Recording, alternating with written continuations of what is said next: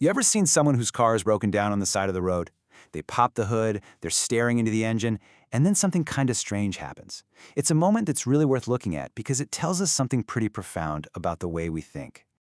So you'd expect to see panic, right? Or at least some frustration. But for a certain kind of person, what you see on their face is something else, something quieter. It looks almost unbelievably like relief. It's like, okay, a problem has shown up, a real physical problem, and now they get to actually do something about it. So why? Why on earth would a moment that's all about failure and inconvenience bring a sense of relief?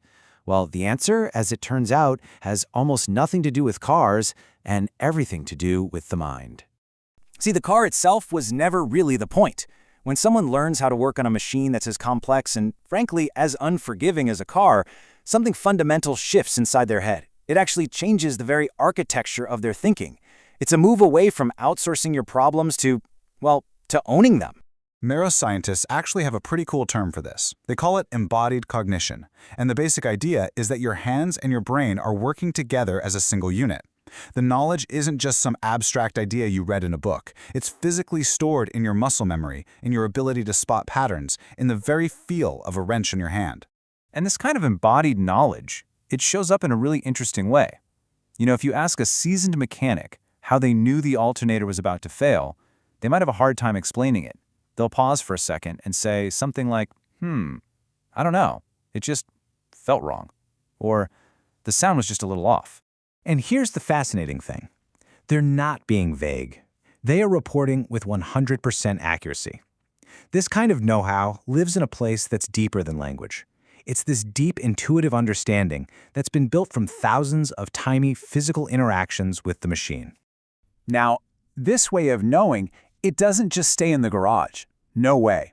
It starts to bleed out into the rest of your life, and it actually begins to forge your character, changing how you see the world and your place in it.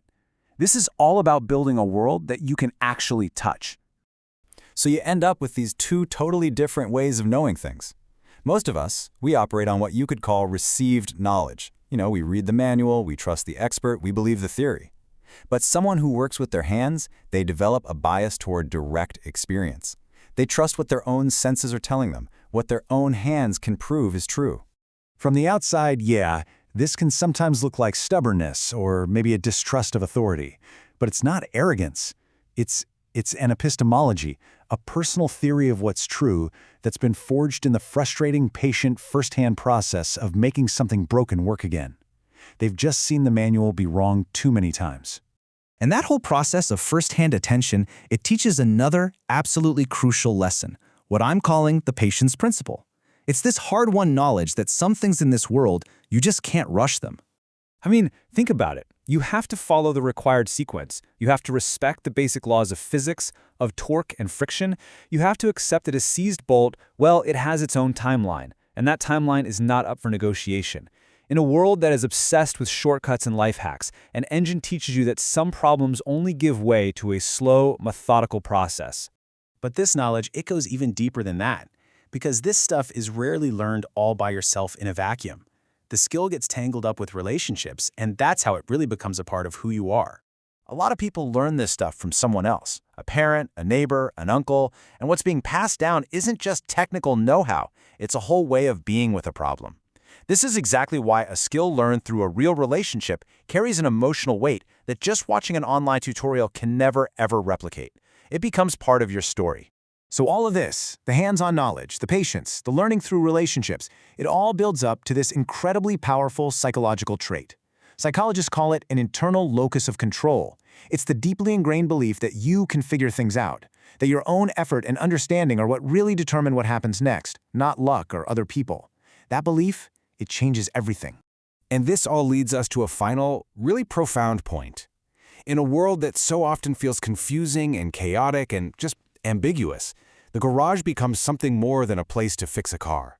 It becomes a kind of sanctuary.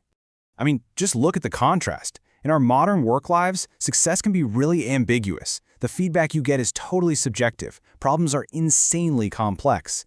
But in the garage, the feedback is absolute. An engine that wasn't running, and now it is, that is not a matter of opinion. The problem had a real, knowable solution, and you found it. So here's the key takeaway. What we might see as just a simple hobby is often a powerful coping strategy. And what looks like a purely mechanical skill is really at its core a psychological one. It's a way of rebuilding a sense of competence and clarity that the rest of the world may have spent all week trying to wear down. And in the end, maybe the greatest lesson you can learn under the hood of a car is actually a philosophical one. It's the discovery, made in the most physical and undeniable way, that the world, in all of its maddening complexity, it gives way to patient attention. So that leaves us with one final question, and this has nothing to do with fixing engines. What broken thing in your own life have you been standing in front of, just waiting for someone else to tell you what to do or give you permission to fix it, when maybe, just maybe, the solution has been in your own hands all along?